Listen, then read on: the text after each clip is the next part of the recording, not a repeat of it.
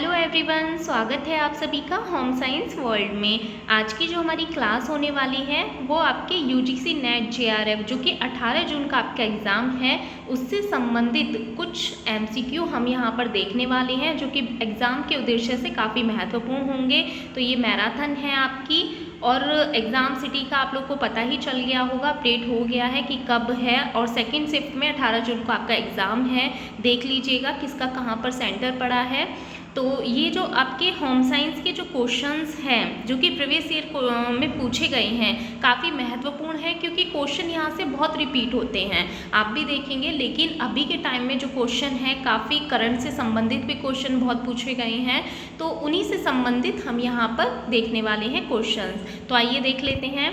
First question है राष्ट्रीय परिवार स्वास्थ्य सर्वेक्षण, यानी कि यहाँ पर जो बात हो रही है नेशनल फैमिली हेल्थ सर्वे की यहाँ पर बात हो रही है कि श्रृंखला में सबसे हाल ही में मतलब है 2019-20 का जो सर्वेक्षण हुआ था, जो सर्वे हुआ था नेशनल फैमिली हेल्थ सर्वे, तो वो कौन से नंबर का था? 3, 4, 5 या 6 कौन सा था? National family health survey. तो इसमें आपका ये क्वेश्चन बना था। क्वेश्चन यहाँ से और भी बनने की संभावना हो सकती है, तो ये आपका 5 था। ठीक है, national family health survey 5 number का था। अब ये होता क्या है? तो देखिए ये एक रिपोर्ट आती है आपके जिसमें क्या होता है, सर्वेक्षण में जो राज्य स्तर पर जो प्रजनन क्षमता है, राष्ट्रीय हो गया या राज्य स्तर पर जो फर्टिलिटी रेट है और शिशु एवं बाल मृत्यु दर है या परिवार नियोजन की प्रथा और मातृ एवं शिशु का स्वास्थ्य हो गया, पोषण से संबंधित एनीमिया है, स्वास्थ्य है, तो ये सभी की गुणवत्ता आदि से संबंधित यहाँ पर जानकारी दी जाती है। तो यहाँ से क्वेश्चन आपके बहुत सारे बनते हैं। टोटल फर्टिलिटी रेट आपसे पूछ लिया जाएगा। तो पहले इस वाले क्वेश्चन को हम सॉल्व कर लेते हैं। इसका आंसर क्या था? NFHS यानी national family health survey. Question कभी कभी आपसे फुल फॉर्म भी पूछ लेता है, इसलिए आपको पता होना चाहिए। 2019-20 की ये रिपोर्ट है जिसमें कि मातृ एवं शिशु विकास से संबंधित, पोषण से संबंधित, एनीमिया से संबंधित और कुल प्रजनन दर यानी टोटल फर्टिलिटी रेट हो गया, इनसे संबंधित इसमें रिपोर्ट में सारा का सारा डेटा इसमें होता है। अब क्वेश्चन कभी कभी पूछ लिया जाता है TFR।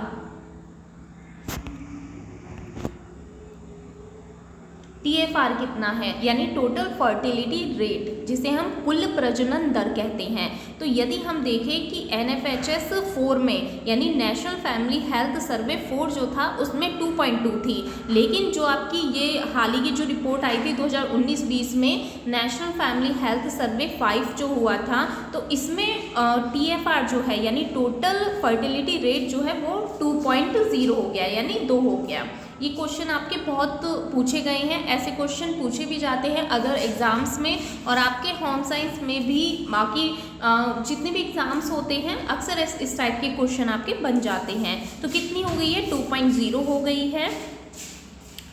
बाकी के अगर हम एनीमिया की बात करें, एनीमिया से संबंधित भी यहाँ पर क्वेश्चन बनते हैं। मैंने कई सारी रिपोर्ट्स आपको कराई हुई हैं, ठीक है। और यहाँ से जो क्वेश्चन बनेंगे आपके पूछ लिया जाएगा कि जो टोटल फर्टिलिटी रेट है इसमें सबसे ऊपर के कौन से राज्य हैं, जैसे बिहार है, मेघालय है, तीसरे नंबर पर उत्तर प्रदेश आता है। तो ये सभी क्वेश्चन आपके पूछे जाते हैं। तो यहाँ पे जो संभावना है TFR आपसे पूछ सकता है यानी टोटल फर्टिलिटी रेट का आपसे पूछ सकता है।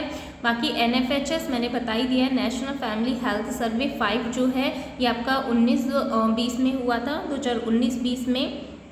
और किससे संबंधित है? कभी कभी ऐसे क्वेश्चन भी बन जाते हैं। तो ये जो एक सर्वेक्षण है यानी एक सर्वे है जो कि प्रजनन क्षमता, शिशु एवं बाल मृत्यु दर, परिवार नियोजन की प्रथा हो गया, मातृ एवं शिशु स्वास्थ्य, प्रजनन स्वास्थ्य, पोषण, एनीमिया स्वास्थ्य से संबंधित जितनी भी सेवाएं हैं उनकी कैसी गुणवत्ता है आदि से संबंधित जानकारी इसमें दी जाती है। तो ये आपका फर्स्ट क्वेश्चन है। आगे हम चलते हैं। दूसरा क्वेश्चन है हाइपरग्लाइसीमिया के कारण होते हैं। हाइपरग्लाइसीमिया होता क्या है? तो देखिए हाइपरग्लाइसीमिया में यानी हाई ब्लड शुगर लेवल, ठीक है, हाई ब्लड शुगर लेवल के कारण क्या होंगे यहाँ पर पूछा गया है।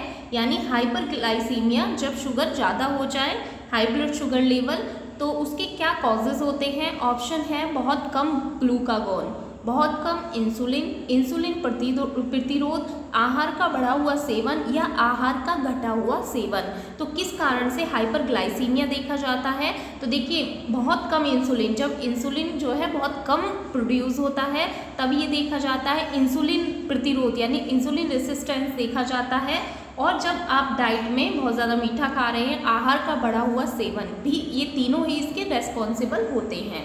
तो ऑप्शन दिए हुए थे यहाँ पर, आपका जो सही है बी, सी एंड डी, ये आपका राइट आंसर होगा ऑप्शन बी। थर्ड क्वेश्चन है, निम्नलिखित में से किसका उद्देश्य आवासीय भवनों में तापीय आराम में वृद्धि करना और ऊर्जा के प्रयोग को कम करना है? क्वेश्चन देखिए यहाँ से कई बार आपके पूछे गए हैं। गृह आपका पूछा गया था, गृह क्वेश्चन जो है मैंने पहले वाली क्लास में ये हमने सॉल्व किया था, ठीक है। तो इस टाइप से क्वेश्चन जो है आपके जो ऑप्शन है वहाँ से भी क्वेश्चन बनते हैं, इन्हीं को हम कहते हैं रिपीटेड क्वेश्चन। ऐसा नहीं है एज इट इज़ आपसे क्वेश्चन पूछ लिया जाएगा, ऑप्शन जो है इनको अच्छे से सॉल्व करना होता है। तो यहाँ पे जो क्वेश्चन दिया है, निम्नलिखित में से किसका उद्देश्य है कि आवासीय भवनों में तापीय आराम में वृद्धि करना और ऊर्जा के प्रयोग को कम करना, किसका उद्देश्य है? ECBC का उद्देश्य है। ECBC यानी कि एनर्जी कंजर्वेशन बिल्डिंग कोड, ये एक कोड होता है जो कि 2017 में आया है, एनर्जी कंजर्वेशन बिल्डिंग कोड।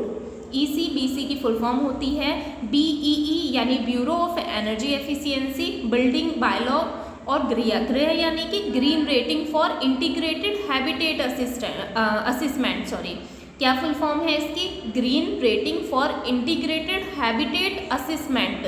ये क्वेश्चन आपसे पूछा गया था, फुल फॉर्म पूछी गई थी, UGC नेट में ही आपका क्वेश्चन बना था जहाँ पे गृह की आपसे फुल फॉर्म पूछी गई थी। तो इसमें जो आपका राइट आंसर है वो कौन सा होगा? इसमें आपको बताना है ECBC यानी रेसिस्टेंशियल 2017, BEE यानी कि bureau of energy efficiency building bylaw या गृह, क्या इसका राइट आंसर हो? तो इसका राइट आंसर जो होगा गृह, यानी कि इसकी फुल फॉर्म हम green rating for integrated habitat assessment. इसका उद्देश्य क्या होता है? जितने भी आवासीय भवने हैं वहाँ पर तापीय आराम वृद्धि करना और ऊर्जा के प्रयोग को कम करना, इसका उद्देश्य होता है, ठीक है। ये एक रेटिंग है, ग्रीन रेटिंग है। तो ये क्वेश्चन आपका पहले भी आया था, फुल फॉर्म पूछी गई थी। आगे बढ़ते हैं, डेफिशिएंसी ऑफ यानी अंतर्भूत कारक का अभाव किसका मार्ग प्रशस्त करता है? ये यहाँ पर मैंने इंग्लिश में भी दे दिया था ताकि आपको समझ में आए। तो ऑप्शन है मेगालोब्लास्टिक एनीमिया और फॉलेट की कमी, माइक्रोसाइटिक एनीमिया और लोह की कमी, स्किल सेल एनीमिया और जिंक की कमी, पर्नीशियस एनीमिया और विटामिन B12 की कमी। तो इसमें जो राइट आंसर है वो ऑप्शन डी होगा, पर्नीशियस एनीमिया और विटामिन B12 की कमी। आगे बढ़ते हैं,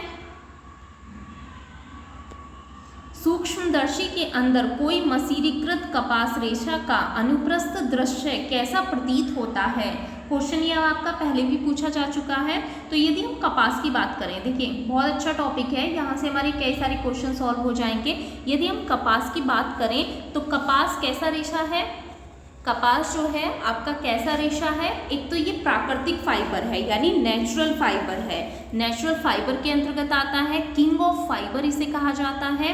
क्वेश्चन इस टाइप के पूछ लिए जाते हैं, आपसे फाइबर में पूछा जाएगा। आगे हम पूरा डिटेल में इसको डिस्कस करेंगे और भी डिफरेंट टाइप ऑफ फाइबर्स पढ़ने वाले हैं।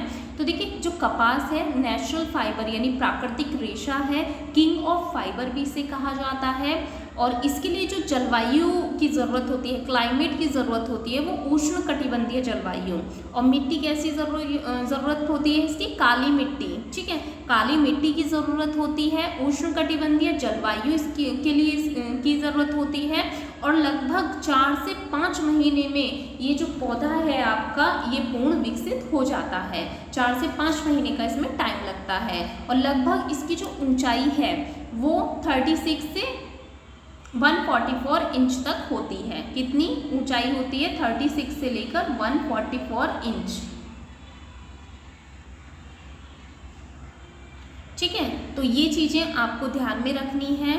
इसका प्रोसेसिंग भी देखिए कभी कभी पूछ लिया जाता है। जो हमारा कपास है, कपास का रेशा है, इसमें सबसे पहले फिर हम क्या करेंगे, जब हमारा पौधा पूर्ण विकसित हो जाएगा तो उसमें से कोए निकलने लगते हैं, उन कोए को एकत्र करना, जिसे हम गिनिंग प्रोसेस कहते हैं। फिर कपास से बिनौलों को अलग करना, रुई की धुनाई करना, कंघी करना, धागे की कताई करना, बुनाई करना और फिर उसकी परिसज्जा करना। ये सब मैं पहले पढ़ा चुकी हूँ, तो काफ़ी सारे हमने डिस्कस किए हैं। जो फाइबर्स हैं आप वहाँ से भी क्लासेस देख सकते हैं, पुरानी वीडियोस हैं। अभी हम MCQ देख रहे हैं। तो कपास के बारे में इस टाइप के आपके क्वेश्चन बनते हैं। अब यहाँ पर जो क्वेश्चन पूछा गया है, तो अनुप्रस्थ दृश्य कैसा होता है इसका, तो ये गोलाकार होता है, राउंड शेप में होता है। ऑप्शन बी इसका राइट आंसर होगा। आगे हम बढ़ते हैं। निम्नलिखित में से कौन सा एक फैशन अंगीकरण सिद्धांत नहीं है। तो यहाँ पर पूछा गया है कि कौन सा एक फैशन अंगीकरण सिद्धांत नहीं है, ये आपको बताना है।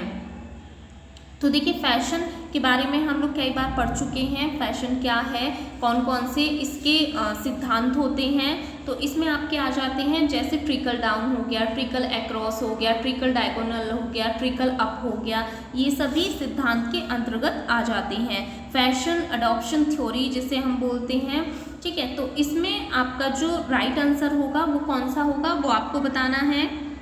तो देखिए यहाँ पर एक आपको ध्यान में रखना है, जब भी आप क्वेश्चन अपना अटेम्प्ट कर रहे हैं तो यहाँ पर देख लेना है कि क्या पूछा गया है। सिद्धांत नहीं है, फैशन एडॉप्शन का सिद्धांत नहीं है, ये पूछा गया है। तो इसमें हम लोग कौन कौन से सिद्धांत पढ़ते हैं, पहले भी हम लोग पढ़ चुके हैं। एक है ट्रिकल डाउन सिद्धांत, ठीक है। ट्रिकल डाउन सिद्धांत हम लोग पढ़ते हैं, जिसका मतलब होता है ट्रिकल डाउन का, कि यदि कोई प्रचलन में फैशन आया है, ठीक है, प्रचलन में फैशन आया है तो उसकी कॉपी करके उसके प्रचलन को निचले स्तर पर स्थानांतरित करना। मान लीजिए कोई डिज़ाइनर है, उसने नया नया कुछ फैशन अपना निकाला है, कुछ कपड़ा डिज़ाइन किया है, वहाँ से फिर वो नीचे की तरफ आना, यानी ट्रिकल डाउन होना, ऊपर से नीचे की तरफ आना, वो होता है ट्रिकल डाउन थ्योरी, ठीक है। फिर आता है ट्रिकल अप सिद्धांत। ट्रिकल अप सिद्धांत क्या होता है, ट्रिकल अप सिद्धांत में उल्टा होता है, यानी कि कोई भी फैशन किसी गली नुक्कड़ से निकलता है, गली नुक्कड़ से निकलते हुए कोई फैशन उच्च स्तर पर जाना, ठीक है। नाम से ही स्पष्ट हो रहा है ट्रिकल डाउन और ट्रिकल अप, यानी ट्रिकल डाउन कि बड़े स्तर से लेके नीचे स्तर पर जाना फैशन का, ट्रिकल अप यानी निचले स्तर से ऊपर स्तर की ओर जाना फैशन का। तो ये दोनों हो गए। तीसरा है ट्रिकल अक्रॉस सिद्धांत, ठीक है। ट्रिकल अक्रॉस सिद्धांत ये आपका 3rd नंबर का सिद्धांत है। तो इसमें क्या होता है, इसमें काफ़ी तेज़ी के साथ जो भी फैशन डिज़ाइन होते हैं वो सभी घरों तक पहुंचा दिए जाते हैं, संचार के माध्यम से पहुंच सकते हैं। तो इस तरीके से ये आपका हो गया ट्रिकल अक्रॉस सिद्धांत।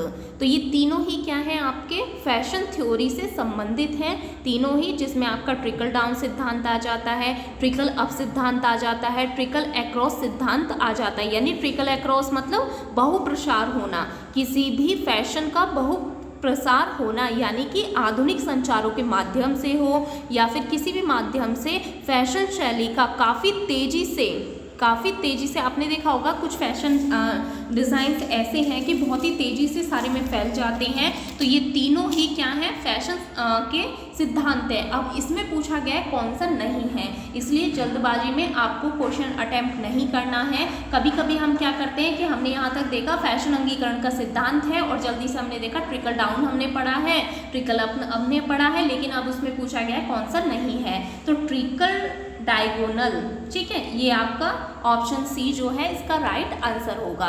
इसमें देखिए हम फैशन वाला जो आपका टॉपिक है मैंने अलग से कराया हुआ है। फैशन से संबंधित टर्मिनोलॉजी आपसे पूछी जाती है, बहुत सारी टर्म्स हैं ऐसी जो कि फैशन से संबंधित आती हैं। इसमें देखिए फैशन चक्र जिसे हम कहते हैं, फैशन चक्र आपका कुछ इस प्रकार का होता है। क्वेश्चन पूछा गया है कि फैशन चक्र जो होता है किस आकार का होता है, तो एक बैल आकार का, यानी घंटी के आकार का होता है, जिसमें आपका आ जाता है फैशन चक्र में फैशन साइकिल 1। फैशन साइकिल 1 का मतलब क्या है कि किसी भी फैशन के प्रति हम इंट्रोड्यूस होते हैं, यानी हम परिचित होते हैं। दूसरा इसमें आ जाता है FC2, इसका मतलब क्या होता है कि कोई भी फैशन में क्या हुआ, बढ़ोतरी हुई है। जैसे ही हम किसी फैशन से इंट्रोड्यूस हुए, उसके बाद क्या हुआ, फैशन में बढ़ोतरी हुई, उसके बाद क्या हुआ, फैशन चरम पे पहुंचा। ठीक है, चरम पे पहुंचने के बाद क्या होता है, उसकी लोकप्रियता में कमी आती है। तो इसको हम FC4 से काउंट करते हैं। फिर उसके बाद क्या होता है, उसके बाद आता है फैशन को हमने अस्वीकृत कर दिया, यानी F5। तो इसके 5 जो हैं ये चक्र हैं इसके, और ये किस टाइप का होता है, बेल आकार का होता है, यानी घंटी के आकार का फैशन चक्र होता है। क्वेश्चन इस टाइप के आपके बनते हैं। आगे हम बढ़ते हैं। नेक्स्ट क्वेश्चन है कार्बोहाइड्रेट के वर्गीकरण के अनुसार। तो यहाँ पे देखिए क्लासिफिकेशन पूछ लिया गया है।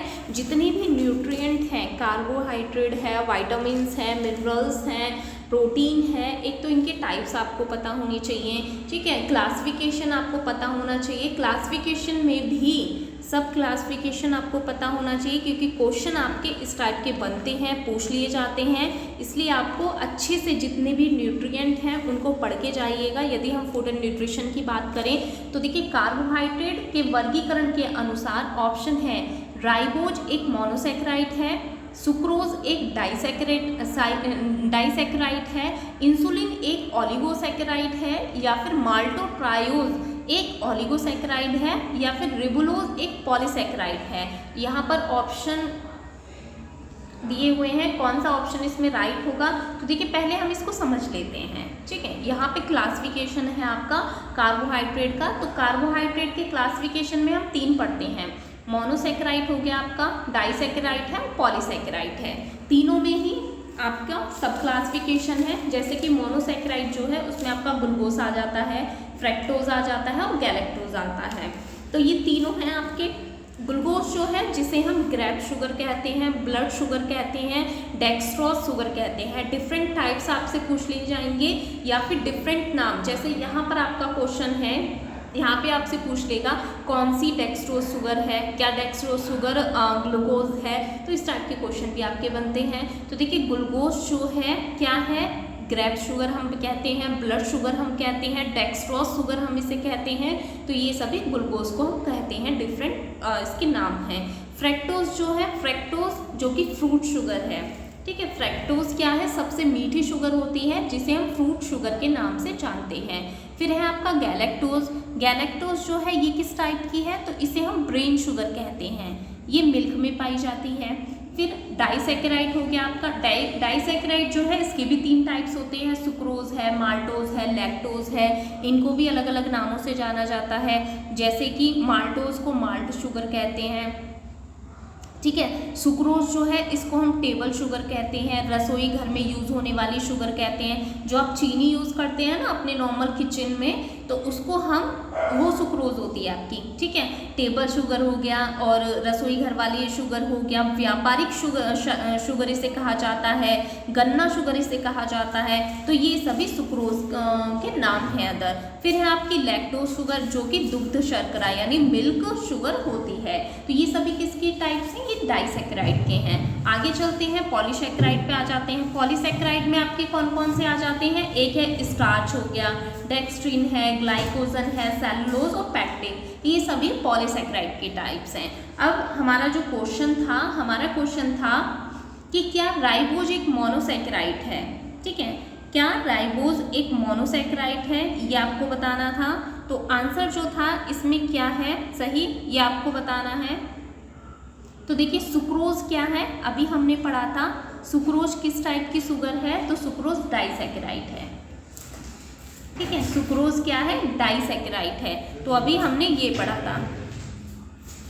तो इसमें ऑप्शन डी जो है ये आपका राइट आंसर है। अब हम आगे बढ़ते हैं। ये हमने देख लिया, क्लासिफिकेशन देख लिया, क्वेश्चंस यहाँ से आते हैं। यहाँ पे ये आपका ऑप्शन था, तो ये मुझे बताना था। देखिए ए, बी और डी इसमें राइट आंसर होगा। ठीक है, ए, बी और डी किस तरीके से है, तो कुछ नाम ऐसे हैं जो कि अलग इसमें पूछ लिए गए। जैसे राइबोज है, राइबोज जो है ये क्या है, सिंपल शुगर है। राइबोज क्या है, सिंपल शुगर है।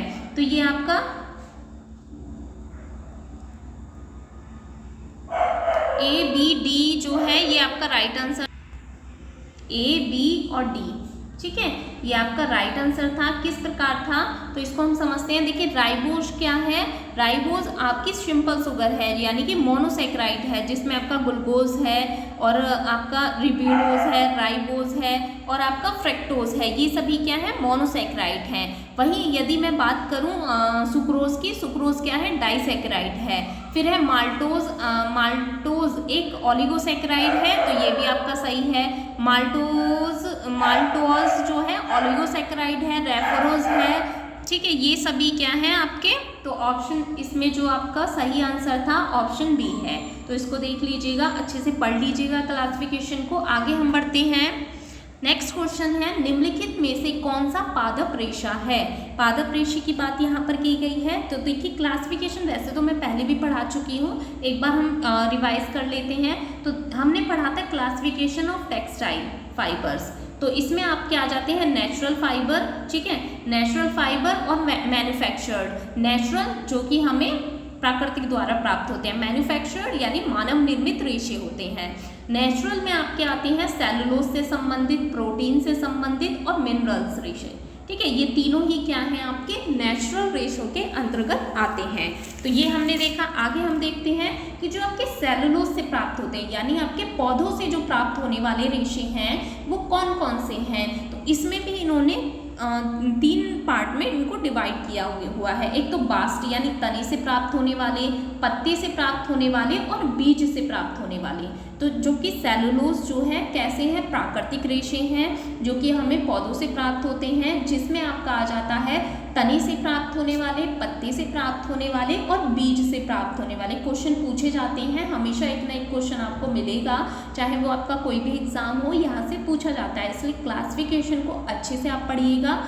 तो यहाँ पर जो बास्ट यानी तने से प्राप्त रेशे हैं, लिनिन है आपका, हेम्प है, जूट है, ये सभी क्या हैं, ये प्राकृतिक रेशे हैं जो कि आपको तने से प्राप्त होते हैं। वहीं पत्तों से प्राप्त होने वाले मनीला है, सीशल है और बीज से प्राप्त होने वाले कपास, कपूर, ये सभी क्या हैं सेलुलोज यानी आपके तने, पत्ते और बीज से प्राप्त होने वाले रेशे हैं। वहीं प्रोटीन की यदि हम बात करें, प्रोटीन से प्राप्त होने वाले हैं स्टैपल और फिलामेंट रेशे को यहाँ पे बांटा गया है। तो देखिए फिलामेंट यानी कि जो आपके लंबे रेशे होते हैं, हम पहले पढ़ चुके हैं। स्टैपल यानी कि छोटे रेशे, फिलामेंट यानी कि लंबे रेशे। फिलामेंट में आपका सिल्क आ जाता है जो कि नेचुरल फाइबर के अंतर्गत आता है, जो कि आपका कौन सा है, सिल्क है। वहीं स्टैपल की बात करें जो कि कैसे हैं, प्रोटीन से आपको मिलते हैं। प्रोटीन रेशे जिन्हें हम कहते हैं आपका अल्पाका है, कैमल है, कश्मीरी, लामा, मोहेर, विप्यूना, वूल, ये सभी प्रोटीन वाले रेशे हैं।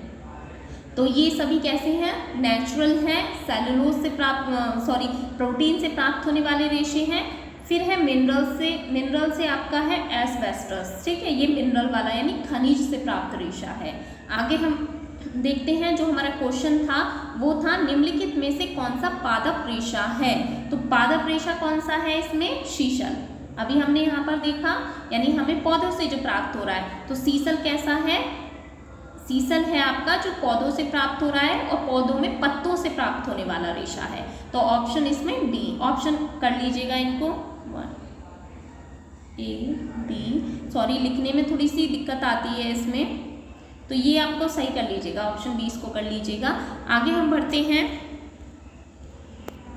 नेक्स्ट क्वेश्चन है, यदि किसी वयस्क महिला का कद 150 सेंटीमीटर है, ठीक है, 150 सेंटीमीटर है, तो ब्रोका की सूचकांक के द्वारा उसका आदर्श वजन की गणना होगी। कितना होना चाहिए उसका आदर्श वजन, यदि किसी का 150 सेंटीमीटर किसी की हाइट है तो उसका जो वज़न है वो कितना होना चाहिए। ऑप्शन है 100 kg, 75 kg, 50 kg या फिर 45.5 kg।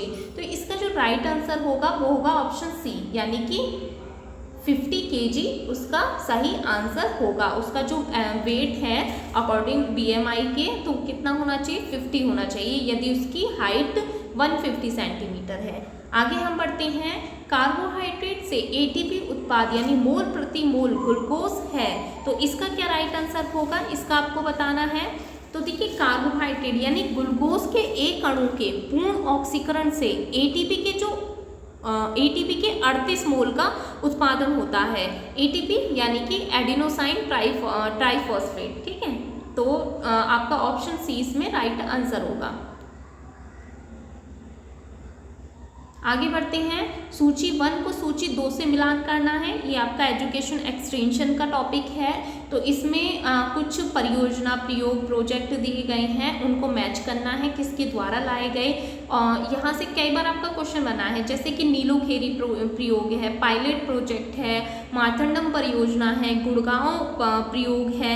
तो ये किस किस के द्वारा लाए गए, यहाँ से आपके क्वेश्चन बनते हैं। तो देखिए, जो आपका गुड़गांव प्रोजेक्ट है, यदि मैं गुड़गांव प्रोजेक्ट की बात करूं तो ये जो है आपका किसके द्वारा लाया गया, एफएल ब्रेयन के द्वारा, ठीक है। एफएल ब्रेयन के द्वारा ये लाया गया था, यानी ऑप्शन 4 ही इसका राइट आंसर होगा। एफएल ब्रेयन के द्वारा लाया गया था। कब आया था ये, 1920 में आया था, ठीक है। 1920 में ये आया था। गुड़गांव जो प्रयोग है 1920 में आया था। इसमें क्या हुआ था, इसका उद्देश्य क्या था, तो प्रत्येक गांव में विलेज गाइड की नियुक्ति करनी थी इसमें, ठीक है। प्रत्येक गांव में विलेज गाइड की नियुक्ति करनी थी। गुड़गांव प्रोजेक्ट 1920 में आया, एफएल ब्रेयन के प्रयासों के द्वारा आया। फिर पूछा गया मार्तंडम परियोजना। मार्तंडम परियोजना जो है ये स्पेंसर हे के द्वारा लाई गई। स्पेंसर हे के द्वारा मार्तंडम आया, और ये कब आया, 1928 में आया। लिख लीजिएगा जो मैं बोल रही हूँ, क्योंकि इसमें लिखने में थोड़ी दिक्कत आती है। तो देखिए, मार्तंडम प्रोजेक्ट जो है स्पेंसर हे के द्वारा 1928 में आया। इसमें क्या था, कुछ प्रदर्शन केंद्र स्थापित हुए थे। मान लीजिए, जैसे हमें किसानों को बताना है कैसे मधुमक्खी पालन करना है, कैसे पशुपालन करना है, तो उनको सिखाया गया। वहाँ पर ऐसे प्रदर्शन केंद्रों पर ले जाकर उनको सारी चीज़ें सिखाई गई। तो वो क्या था, वो आपका मार्तंडम परियोजना है, स्पेंसर हे के द्वारा 1928 में लाई गई। फिर हम बात करेंगे पायलट प्रोजेक्ट की। तो इटावा पायलट के नाम से इसे जाना जाता है। लेफ्टिनेंट कर्नल के द्वारा, कर्नल मेयर के द्वारा ये लाई गई, और ये कब लाया गया, 1948 में। इसमें क्या था, इसमें विलेज लेवल पर एक वर्कर की नियुक्ति करनी थी, ठीक है। इसमें क्या था, विलेज लेवल पर एक वर्कर की नियुक्ति करनी थी, और ये 1948 में लेफ्टिनेंट कर्नल मेयर के द्वारा इसको लाया गया।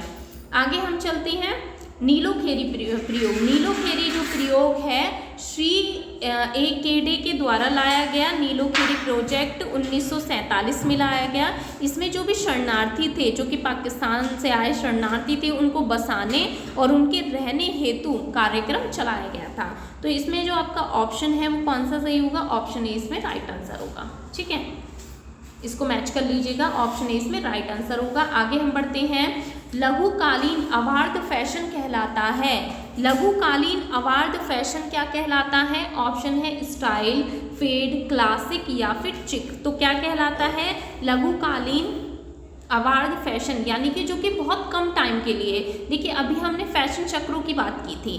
फैशन चक्र जिसमें हमने परिचय पढ़ा था, लोकप्रियता है, फिर फैशन चरम पे जाता है, फिर धीरे धीरे गिरावट आती है, और फिर उसको अस्वीकृत कर दिया जाता है। हमने पढ़ा था ना घंटी के आकार का भी, इस टाइप से जो आपका फैशन साइकिल होता है उसके बारे में पढ़ा था।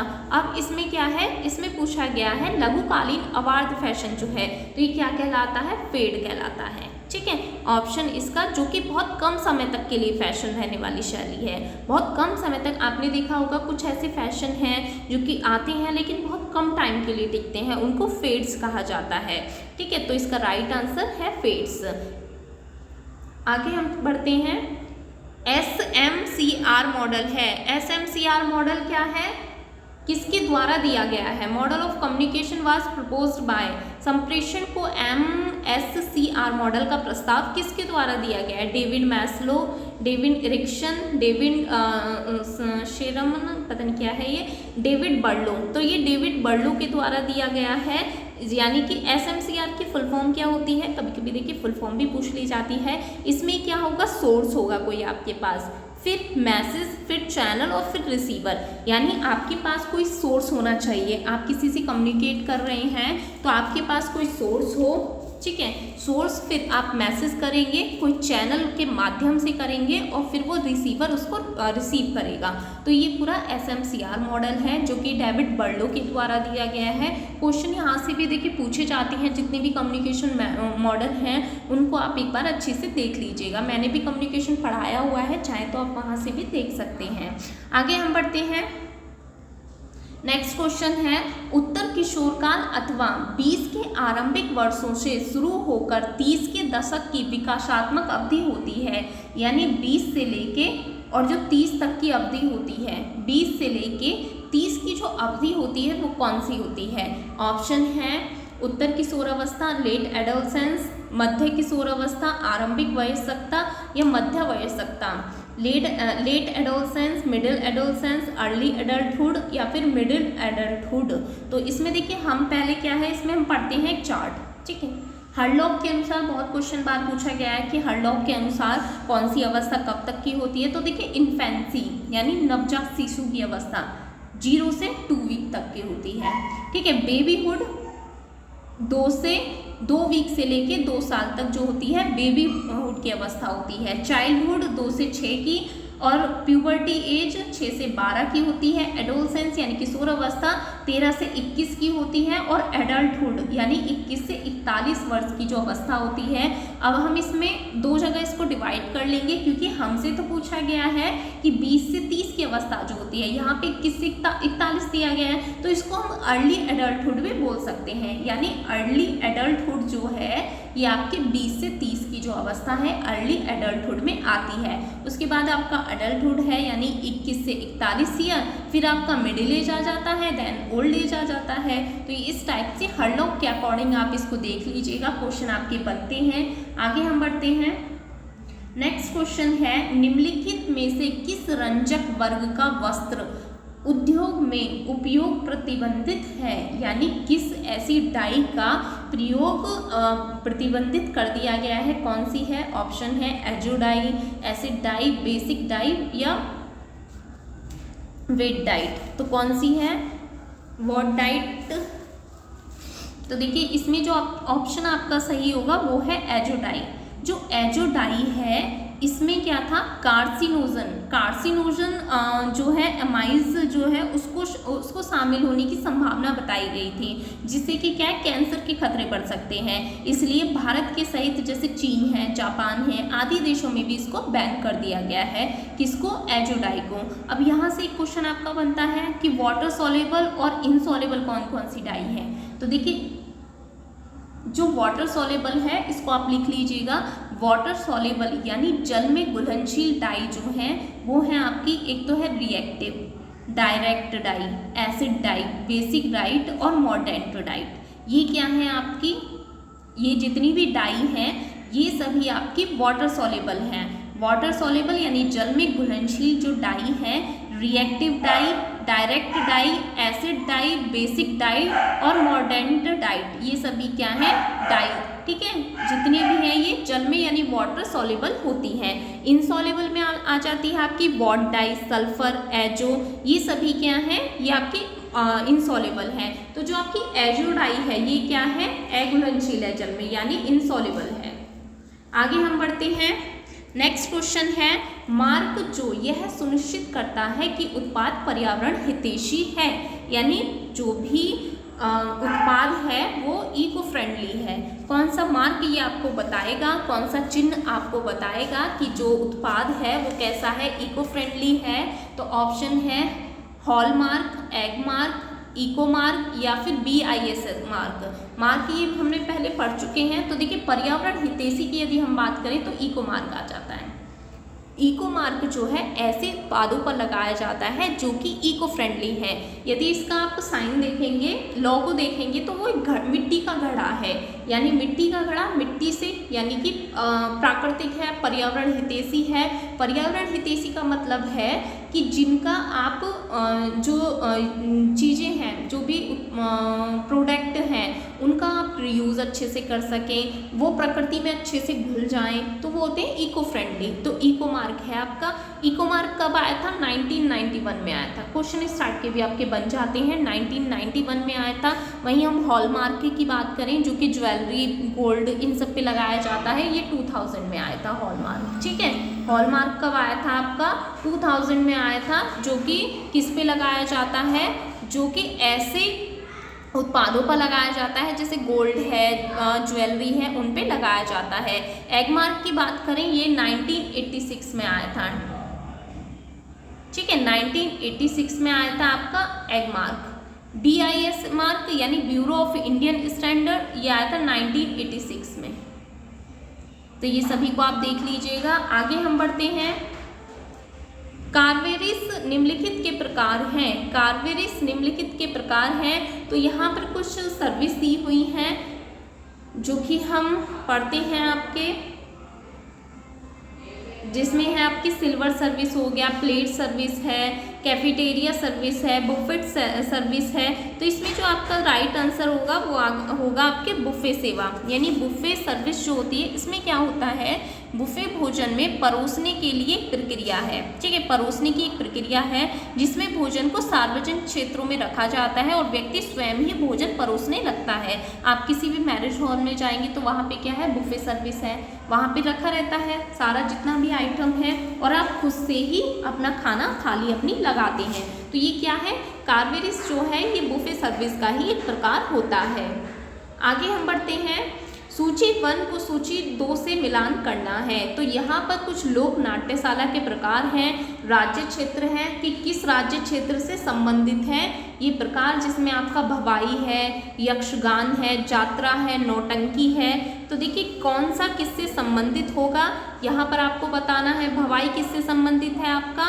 भवाई का पूछा गया है तो भवाई आपका गुजरात से संबंधित हो जाएगा। यक्षगान किससे संबंधित है? कर्नाटक से संबंधित है। जात्रा आपका कहाँ से संबंधित है? ये आपका पश्चिम बंगाल से है। और नौटंकी आपका कहाँ से संबंधित है? नौटंकी आपका उत्तर प्रदेश, उत्तर भारत से संबंधित है। तो ये इस टाइप से कुछ और भी पूछ ले जाते हैं, जैसे करियाला है। करियाला कहाँ का है? हिमाचल का है।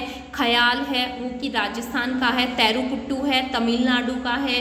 तो इस टाइप के आपके और भी पूछ ले जाते हैं। अब इसमें ऑप्शन आपका कौन सा सही होगा? ऑप्शन दिए हुए हैं, यहाँ पे चूज करना है कौन सा ऑप्शन सही होगा।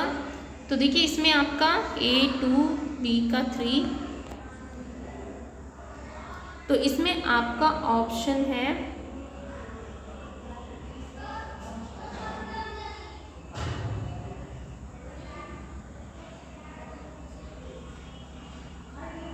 C का 1। हाँ, ये ऑप्शन B सही कर लेना। इसमें आप यहाँ पर 2 कर लेना इसको। ठीक है, ये आपका राइट आंसर हो जाएगा ऑप्शन B।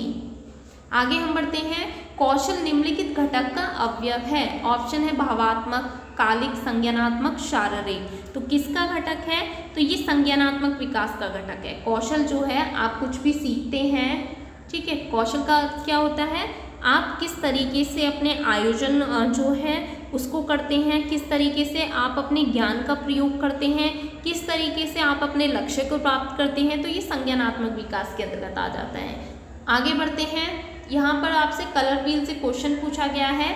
सूची 1 को सूची 2 से मिलान करना है, जिसमें कलर स्कीम दिए हैं और कलर दिए हुए हैं। तो देखिए इसको समझने के लिए सबसे पहले हम क्या करेंगे, यहाँ पर हम समझेंगे। तो कॉम्प्लीमेंट्री कलर का मतलब क्या होता है? कॉम्प्लीमेंट्री कलर का मतलब होता है कि कलर के जो सामने वाला है, विरोध में है। ठीक है, जो कलर के सामने वाला है कॉम्प्लीमेंट्री, जैसे ग्रीन के सामने कौन सा आ जाएगा? रेड आ जाएगा। येलो के सामने कौन सा आ जाएगा? ब्लू आ जाएगा। तो ये क्या है? कॉम्प्लीमेंट्री कलर है। एनालॉगस होता है जो कलर के बराबर वाले होते हैं। ठीक है, तो ये आपके हैं एनालॉगस। ठीक है, ट्राइडिक आपके जो होते हैं जो ट्रायंगल बनाते हैं कलर। ये कलर व्हील है जो अभी हम देख रहे हैं। आगे देखते हैं। स्प्लिट कॉम्प्लीमेंट्री होता है ये वाला आपका। जो कॉम्प्लीमेंट्री तो आपका ये हो गया था। ठीक है, आमने सामने के कलर हो गए थे, लेकिन उसको छोड़कर ये जो 2 कलर हैं और ये बनाते हैं स्प्लिट कॉम्प्लीमेंट्री। ठीक है, टेट्राडिक जो कलर है ये आपका ये है चतुर्थ, जिसे हम बोल सकते हैं। यहाँ पर कलर व्हील को समझना है। प्राइमरी कलर आपसे पूछ लिए जाते हैं, सेकेंडरी कलर आपसे पूछे जाते हैं, कॉम्प्लीमेंट्री कलर है। ठीक है, तो ये इस टाइप के क्वेश्चन आपके बनते हैं। तो देखिए प्राइमरी कलर कौन से हैं? प्राइमरी में आपका रेड आ जाता है, ब्लू आ जाता है और येलो आ जाता है। ये क्या है, सभी तीनों ये आपके प्राइमरी यानी प्राथमिक कलर होते हैं। अब जो प्राथमिक कलर है इन्हीं से मिलकर आपके सेकेंडरी कलर बनते हैं, जिसमें आपका आ जाता है वायलेट कलर है, ग्रीन है, ठीक है, और सेकेंडरी कलर में ये आपका येलो आ जाता है। तो ये जो है आपके सॉरी ये ऑरेंज होगा आपका, ठीक है। तो ये क्या है, आपके सेकेंडरी कलर है। ये आपकी कलर व्हील है। कलर व्हील को अच्छे से पढ़ के जाइएगा, मैंने अलग से भी कराया हुआ है कलर व्हील के बारे में, वहाँ पे अच्छे से समझाया हुआ है, एक बार वहाँ पर आप देख लीजिएगा। तो यहाँ पर मिलान करना है आपको, ठीक है। कलर व्हील का यहाँ पर क्या है, मिलान करना है आपको। तो देखिए यदि मैं बात करूँ कॉम्प्लीमेंट्री कलर की, तो कॉम्प्लीमेंट्री कलर कौन सा होगा आपका, तो देखिए कॉम्प्लीमेंट्री कलर होंगे आपके yellow, green and red, purple. ये क्या है, आपके कॉम्प्लीमेंट्री कलर है। वही स्प्लिट कॉम्प्लीमेंट्री की बात करें तो आपके आ जाएंगे yellow, red, purple and blue purple. वहीं डबल कॉम्प्लीमेंट्री की यदि बात करूं मैं, डबल कॉम्प्लीमेंट्री में आ जाएंगे आपके पर्पल, रेड, पर्पल, येलो और ऑरेंज, ठीक है। ट्राइड कलर की यदि मैं बात करूं तो जिसमें आपके येलो, ब्लू, पर्पल, रेड ये आपके ट्राइड हैं। टेट्राइड की बात करूं तो ये आपका ऑप्शन 3 हो जाएगा। तो इसमें जो आपका ऑप्शन होगा सही वो कौन सा होगा वो आपको बताना है। तो देखिए ए का 5 था, बी का 4 था, तो इसमें जो राइट आंसर है आपका ऑप्शन ए इसमें राइट आंसर होगा। आगे हम बढ़ते हैं। यदि किसी को यहाँ पे कंफ्यूजन हो रहा हो कलर व्हील को पढ़ने में, अलग से मैंने क्लास कराई हुई है, यदि आपको वहाँ भी समझ ना आए तो आप कमेंट सेक्शन में बता सकते हैं, मैं अलग से कलर व्हील का आपको करा दूंगी। आगे हम बढ़ते हैं। छटाई यंत्र यानी कार्ब सॉर्टर किस परीक्षण हेतु प्रयोग किया जाता है, ये हम पहले भी शायद कर चुके हैं। तो ये रेशो की लंबाई के लिए यूज होता है, ऑप्शन सी इसका राइट आंसर है। आगे हम बढ़ते हैं। सूची 1 को सूची 2 से मिलान कीजिए। डिसऑर्डर, डिसेबिलिटी दी हुई है, डिस्क्रिप्शन यहाँ पर दिया हुआ है, ये आपको मिलान करना है, जिसमें आपका आता है आर्टिकुलेशन डिसऑर्डर। आर्टिकुलेशन डिसऑर्डर यानी धमनियों का सही से नहीं सुनना, ठीक है, ये आ जाएगा आपका। दूसरा है आपका डिसलेक्सिया, डिसग्राफिया, डिसकैल्कुलिया, तो ये आपके हैं। डिस्क्रिप्शन आपको बताना है कौन सा सही होगा। तो देखिए जो आर्टिकुलेशन डिसऑर्डर है, आर्टिकुलेशन डिसऑर्डर यानी ध्वनियों को सही उच्चारण में समस्या, ध्वनियों के सही उच्चारण में समस्या, problem in pronouncing sound correctly, ठीक है। ये 4 हो गया आपका। फिर है डिसलेक्सिया। डिसलेक्सिया यानी कि पढ़ने, स्पेलिंग बताने की क्षमता में अत्यधिक विकार होना, यानी severe ability to read and spell, ये आ जाएगा। डिस्ग्राफिया का मतलब क्या होता है, यानी लिखावट में दोष, ठीक है। फिर है आपका डिसकैल्कुलिया। डिसकैल्कुलिया यानी कि मैथ से संबंधित जो परेशानियां हैं, डिफिकल्टी इन मैथ कंप्यूटेशन, ये आपका आ जाएगा। तो इस तरीके से मिलान करना है। इसमें जो राइट आंसर है ऑप्शन डी इसका राइट आंसर हो जाएगा आपका, ठीक है। आगे हम बढ़ते हैं। लिनिन उत्पाद करने के सही क्रम बताइए। लिनिन उत्पाद करने का, लिनिन किस टाइप का रेशा है आपका, मैंने अभी जो फाइबर वाला है वो मैंने कराया था। तो देखिए इसमें आपका आता है ब्रेकिंग, अपगलन रेटिंग यानी rating process, rippling process, heckling process. तो इसको हम एक उससे समझेंगे, प्रोसेस से समझेंगे, क्योंकि ये आपको यहाँ समझ नहीं आएगा। तो देखिए पहले तो हमें ये लगाना है लिनिन जो है किससे प्राप्त रेशा है, नेचुरल है। सेलुलोज से प्राप्त रेशा है, तने से निकला तंतु है, यानी एक फ्लैक्स प्लांट है, ठीक है, जिसे हम सन का रेशा यानी फ्लैक्स तंतु भी कहते हैं। और इसके लिए हमें क्या करना है, सबसे पहले हम क्या करेंगे, भूमि तैयार करेंगे। ये जो पौधा है ये ठंडे मौसम में और नमी वाली जगह पर ये मतलब पौधा जो है ग्रो करता है। कैसी जगह पर, ठंडे मौसम में और नमी वाले क्षेत्रों में। फिर हम क्या करेंगे, बीज बोएंगे। बीज बोने के बाद पौधे की देखरेख करेंगे। अब इसके बाद जो प्रोसेस आते हैं वो है, सबसे पहला प्रोसेस जो होता है रिपलिंग होता है, यानी बीज को अलग करना, तने से बीज को अलग करना, जिसे हम रिपलिंग कहते हैं। हिंदी इंग्लिश दोनों में आपको याद करना है, क्योंकि क्वेश्चन आपका इस टाइप से भी बन जाता है, रिप्लिंग प्रोसेस क्या है या फिर रीडिंग प्रोसेस क्या है, तो ये सब आपके आते हैं। इसके बाद आता है रीडिंग प्रोसेस यानी गलाना। अब हम क्या करेंगे, गलाएंगे। गला हम इसको कई मेथड से रहे हैं, ओस से भी गला सकते हैं, अलग से पानी भी ले सकते हैं। यहाँ पर देखिए ओस के द्वारा, पानी द्वारा गलाना, यांत्रिक गलाने की विधि, रासायनिक यानी केमिकल के मेथड से भी गलाना है। तो ये सेकंड प्रोसेस हो गया। सबसे पहले प्रोसेस था रिपलिंग, फिर हाँ रेटिंग, ठीक है। उसके बाद है निर्माण प्रक्रिया। अब मैन्युफैक्चरिंग प्रोसेस की यदि हम बात करें तो सबसे पहले हम क्या करेंगे, स्टोर करेंगे, ठीक है, स्टोर करेंगे। इसके बाद आता है ब्रेकिंग प्रोसेस, ठीक है। पहले हम क्या करेंगे, स्टोर करेंगे, फिर हम उसको ब्रेक करेंगे, ब्रेक करने के बाद हम उसको पीट कर अलग करना, इस तरीके से ये प्रोसेस होता है। यहाँ पर आप देखेंगे हाथों से भी इस तरीके से कर सकते हैं, मशीन द्वारा भी कर सकते हैं इसको। फिर उसके बाद तंतु का शोधन या कंघी करना यानी हैकलिंग और कॉम्बिंग प्रोसेस इसमें आता है, ठीक है। हैकलिंग और कॉम्बिंग प्रोसेस हो गया। फिर इसकी कताई करते हैं। कताई भी दो प्रकार की होती है, शुष्क या फिर आर्द्र कताई, ठीक है। कताई भी दो प्रकार की आपकी होती है, दोनों में से शुष्क कताई, आर्द्र कताई ये हो सकता है। तो जो आपकी कताई है वो भी दो प्रकार की होती है, शुष्क कताई और आर्द्र कताई। तो इसमें आपको राइट आंसर करना था। तो प्रोसेस पूछा गया था जिसमें हमने देखा लिलिन का जो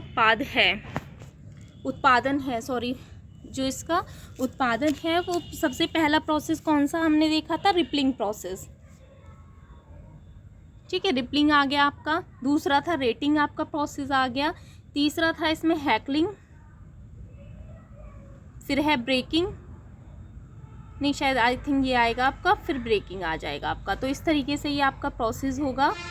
सबसे पहले रिपलिंग आया, रेटिंग आया, उसके बाद ब्रेकिंग आया, ठीक है। ब्रेकिंग हो गया। ब्रेकिंग आपका थर्ड नंबर पर है, ब्रेकिंग आपका थर्ड नंबर पर है, ठीक है। उसके बाद है आपका ब्रेकिंग के बाद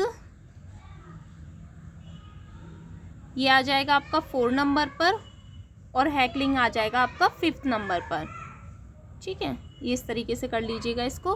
तो राइट आंसर जो है आपका वो कौन सा होगा इसमें, वो आपको बताना है।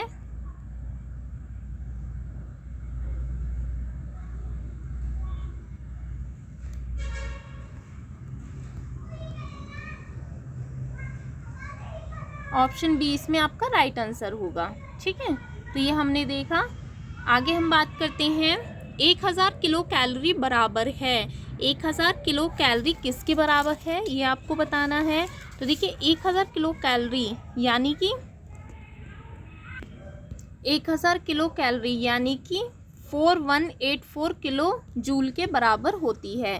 किसके बराबर होती है, 4184 किलो जूल के बराबर होती है। ऑप्शन बी इसमें राइट आंसर है, ठीक है। 1 किलो जूल इसमें पूछ लेता तो 0.239, वहीं पे देखिए पॉइंट का अंतर है। यदि आपसे पूछ लेता 1 किलो कैलोरी तो आपको 4.84 करना था, वहीं आपसे 1000 किलो कैलोरी पूछा है तो 4.84 किलो जूल आपको यहाँ पर राइट बताना था। आगे हम बढ़ते हैं। नेक्स्ट क्वेश्चन है सूची 1 को सूची 2 से मिलान करना है। तो एसटीजी जो आपके लक्ष्य हैं, ठीक है, जो आपके गोल्स हैं वो आपको यहाँ पर बताने हैं। तो कौन कौन से हैं आपके सस्टेनेबल गोल्स हैं, 17 हैं सस्टेनेबल गोल्स। आपके बहुत बार क्वेश्चन बनता है, फर्स्ट पेपर में भी यहाँ से क्वेश्चन आता है, सेकंड में भी आता है। एसडीजी यानी सस्टेनेबल आपके जो गोल हैं, जिसमें आपका है यहाँ पर ऑप्शन दिए हुए हैं कौन सा गोल किससे मैच करता है। तो देखिए इसके लिए पहले हम यहाँ पर देख लेते हैं, चार्ट कहाँ गया, अच्छा इसमें चार्ट मेंशन नहीं है, चलो हम ऐसी बात कर लेते हैं। तो यदि हम बात करें SDG 1 की बात करें तो वो है आपका नो पॉवर्टी, यानी कि सबसे पहला लक्ष्य है नो पॉवर्टी। दूसरा है जीरो हंगर। तीसरा है good health and well being. 4th number का है क्वालिटी एजुकेशन। 5th है आपका जेंडर इक्वेलिटी। 6 है आपका क्लीन वाटर एंड सैनिटेशन। और 7th है आपका एफोर्डेबल एंड क्लीन एनर्जी। 8 है आपका decent work and economic growth. 9 है आपका इंडस्ट्री इनोवेशन एंड इंफ्रास्ट्रक्चर, ठीक है। 10 है आपका रिड्यूस इनएक्वलिटीज़ ठीक है, और 11 है सस्टेनेबल सिटीज़ एंड कम्युनिटी। 12 है आपका रेस्पॉन्सिबल कंजप्शन एंड प्रोडक्शन। 13 है क्लाइमेट एक्शन। 14 है लाइफ बिलो वाटर। 15 है लाइफ ऑन लैंड, और 16 है आपका पीस जस्टिस स्ट्रॉन्ग इंस्टीट्यूशंस। 17 है आपका पार्टनरशिप फॉर द गोल। तो देखिए क्वेश्चन यहाँ से पूछे जाते हैं, इनको एक ट्रिक के माध्यम से आप याद कर सकते हैं, कोई टफ नहीं है। तो देखिए यहाँ पर है SDG 5 है आपका, जो कि लैंगिक समानता यानी कि आपका जेंडर इक्वलिटी से संबंधित है। SDG 6 की यदि मैं बात करूँ तो क्लीन वाटर एंड सैनिटेशन, ठीक है, क्लीन वाटर एंड सैनिटेशन, ये आपका हो गया 4th, स्वच्छ जल और स्वच्छता। सस्टेनेबल गोल 7 की यदि मैं बात करूं, एफोर्डेबल एंड क्लीन एनर्जी, तो ये आपका हो गया वाहनीय और स्वच्छ ऊर्जा, ठीक है। SDG 8 की यदि मैं बात करूं, 8 में आ जाएगा decent work and economic growth, यानी समुचित कार्य और आर्थिक विकास। ये आपका इस तरीके से राइट आंसर होगा। आगे हम बढ़ते हैं, यहाँ पर आपको बताना है, तो A का है 2 और B का है 4, तो राइट आंसर है ऑप्शन 20 में आपका, ठीक है। इनको आप देख लीजिएगा। 17 गोल हैं, जिसमें आपका फर्स्ट आता है नो पॉवर्टी, ठीक है, दूसरा है ज़ीरो हंगर, 3 है good health and well being, 4th है इसमें क्वालिटी एजुकेशन, 5th है जेंडर इक्वलिटी, 6 है clean water and sanitation, 7th है affordable and clean energy, 8th है इसमें decent work and economic growth, 9 है इंडस्ट्री इनोवेशन एंड इंफ्रास्ट्रक्चर, 10 है इसमें रिड्यूस इनएक्वलिटीज़, और 11 है sustainable cities and community, 12th है रेस्पॉन्सिबल कंजप्शन एंड प्रोडक्शन, ठीक है, 13 है climate action, 14 life blow water, 15 है लाइफ ऑन लैंड, 16 है piece justice and strong institutions, 17 है पार्टनरशिप फॉर द गोल्स।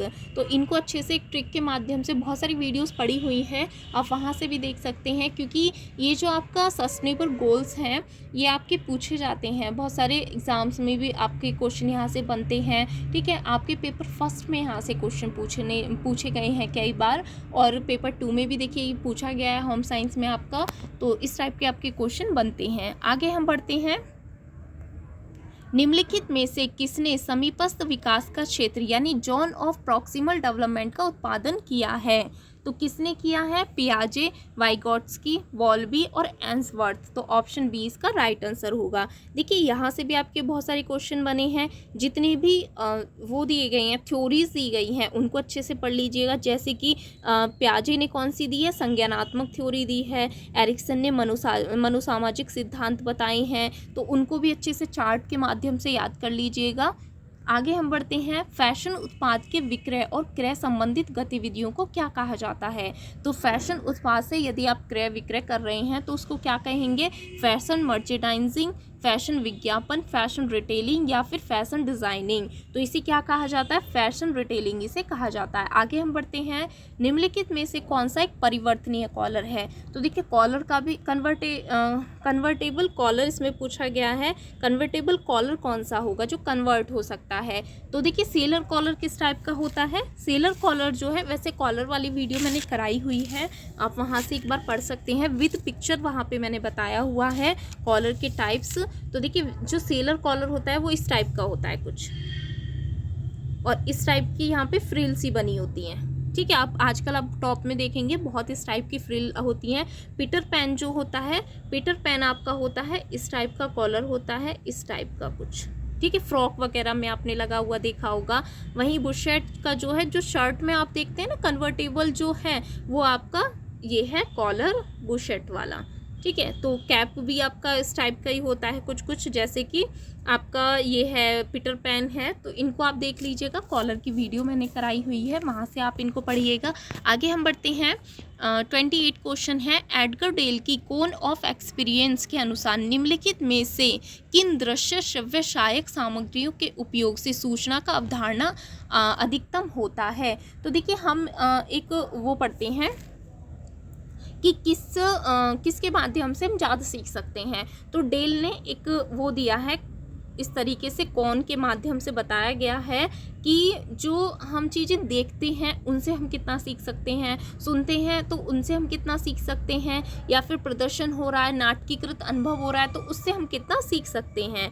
तो देखिए इसमें जो उन्होंने जो बताया है एडगर डेल ने, तो सबसे पहले यहाँ पर हम देखते हैं ये चार्ट आप देखेंगे तो देखिए जो भी हम रीड करते हैं उससे हम 10% सीखते हैं, यानी जो आप पढ़ रहे हैं उससे क्या है हमें जो याद रहता है, रिमेंबर रहता है, यानी वो कितना रहता है 10%। लेकिन जब हम कोई चीज़ सुनते हैं तो हमें 20% याद रहता है। वहीं हम चीज़ों को देखते हैं तो उसमें 30% याद रहता है।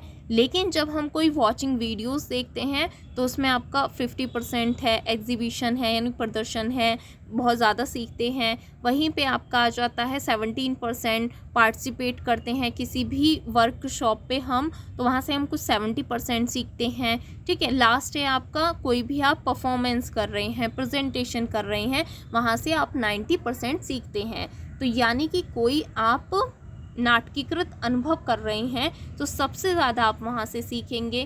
ठीक है, तो ये आपका है एडगर डेल ने दिया है, इसको आप पढ़ लीजिएगा। क्वेश्चन इस टाइप के भी आपके बनते हैं। आगे हम बढ़ते हैं।